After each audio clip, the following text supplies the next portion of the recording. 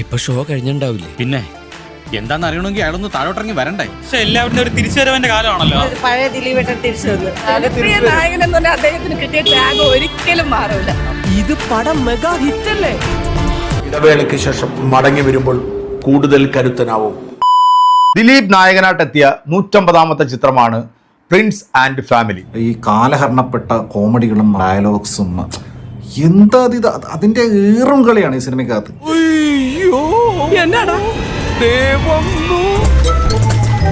ഈ മലങ്കൾട്ട് കാട്ടവരാതം റിവ്യൂ പറയുന്ന ഈ ഊള ഈ സിനിമ കണ്ടിട്ട് പറഞ്ഞിട്ടുള്ള റിവ്യൂ. കുറെ കളവന്മാരൊക്കെ വന്നിട്ട് വെറുപ്പിക്കല്.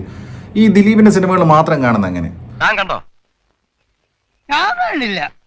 എന്നാ കണ്ടിട്ട് പറയണ. ഒരുപാട് മോശം സിനിമകൾക്ക് നല്ല റിവ്യൂ കൊടുത്തിട്ടുള്ള ഒന്നാം തരം മലങ്കൾട്ട് ഊളയാണ് ഇവൻ. മനുഷ്യനോട് വട്ട് പിടിച്ചിരിക്കുമ്പോഴാ അവന്റെ ഒരു സങ്കടമുണ്ട്, അതേ പറയാൻ പറ്റുള്ളൂ.